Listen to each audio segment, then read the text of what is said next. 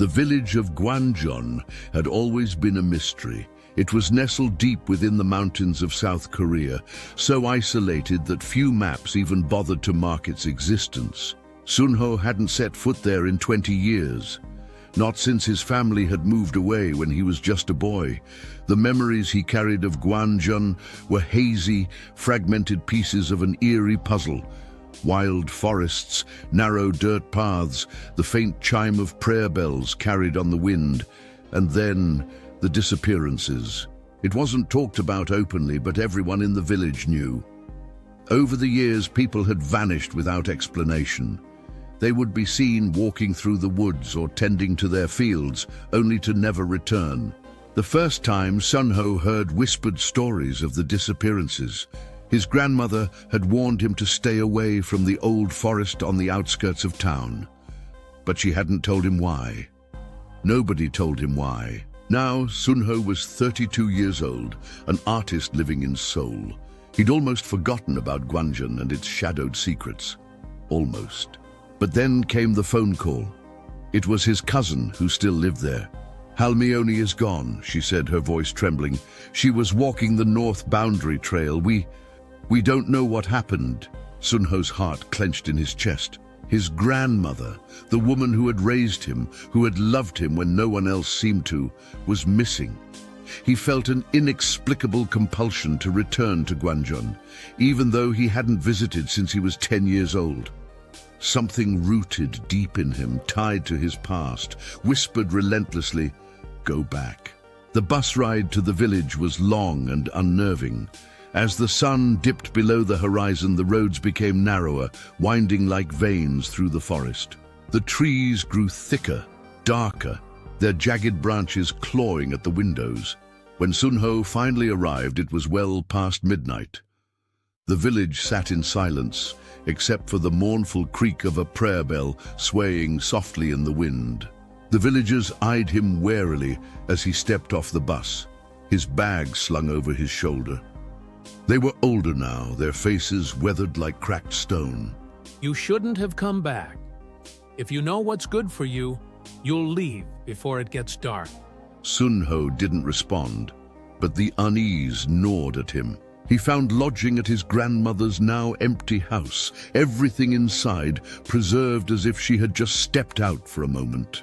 While the house offered some comfort, the atmosphere outside seemed suffocating, thick with unspoken dread. The woods loomed at the edges of the village, silent yet alive, as though waiting. The next day, Sunho began asking questions. At first, the villagers refused to talk about the disappearances. Faces turned to stone, lips pressed shut. Fear consumed their words, as though even mentioning what lurked in the woods might summon it. But as he pressed and pleaded, fragments of stories began to emerge. "Your grandmother isn't the first. There were others, always the same. They vanish, and no one knows how. Some say it's the ghost." Sunho froze. "They call her Yeonhwa. Shimmering flower?"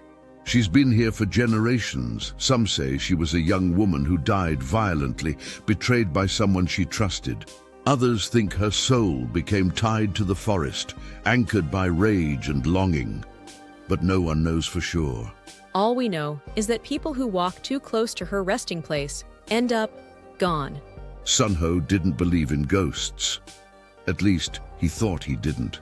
But the way Mrs. Nam spoke, the terror etched on her face, left him uneasy. Days stretched into nights as Sunho wandered the village.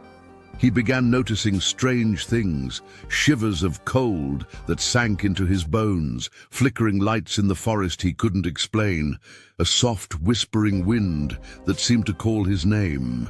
Despite the fear seeping into his heart, Sunho refused to leave. He was driven by questions. Where had his grandmother gone? Did she truly vanish like the stories said? Or was there something else, something darker, hidden beneath the surface? He began sifting through his grandmother's belongings, hoping to uncover clues that might lead him to her. Late one night, he found a worn, leather-bound journal tucked inside an old wooden chest. It was filled with handwritten notes, sketches, and cryptic descriptions of encounters with the ghost. Beneath one hastily written entry was a map a crude drawing of the woods with a series of red X marks scattered across its surface. One mark stood out, the north boundary trail. Sunho didn't sleep. By the time the first light of dawn leaked through the heavy clouds, his determination hardened. He had to go to the trail, had to find answers. If Yeonhwa, the shimmering ghost, truly existed, perhaps she was connected to his grandmother's disappearance. Perhaps she held the truth. He packed lightly and set out for the trail, ignoring the warnings of villagers who watched him leave with grim resignation. You won't come back. As Sunho entered the forest, the air seemed to change. It was cold, sharp, and brittle, as if the life had been sucked out of it. Trees clustered together unnaturally close, their twisted trunks creating labyrinthine corridors. The sounds of birds and insects faded until only his own footsteps remained. Hours passed. The deeper he ventured, the stranger the forest became. Low whispers gnawed at the edges of his hearing, though Sunho couldn't tell if they were real or imagined. He walked faster, and then he saw her. At first, it was little more than a shimmering in the corner of his eye, just as the villagers had described. Sunho froze, his breath catching in his throat. Slowly, the figure emerged, a woman cloaked in pale light, her face obscured by a curtain of black hair. The fabric of her hanbok fluttered in the wind, though there was no breeze. She didn't move. She only stared. Sunho's heart pounded. "Halmeoni, are you here?" he choked, his voice trembling. The ghost tilted her head, her vacant eyes locking onto his. She raised a hand, her fingers long and skeletal, and pointed deeper into the woods. Then she vanished, fading like smoke into the shadows. Sunho didn't hesitate. He followed the direction she had pointed to, his senses on high alert. The trail winding before him grew narrower, more suffocating. And then he saw it. In a clearing surrounded by stark trees was a small shrine. It was ancient, buried beneath vines and moss. Symbols carved into the stone seemed to pulse faintly, as though alive. At its base lay tattered pieces of cloth, a hanbok scorched and torn, the remnants of something horrific. Without realizing, Sunho dropped to his knees. Suddenly he felt it, a deep clawing cold against his back. He turned slowly, his breath hitching. The ghost stood behind him now, her face terrifyingly close. Her empty eyes burned with something inexplicable: rage, pain, grief. She didn't speak, but Sunho understood.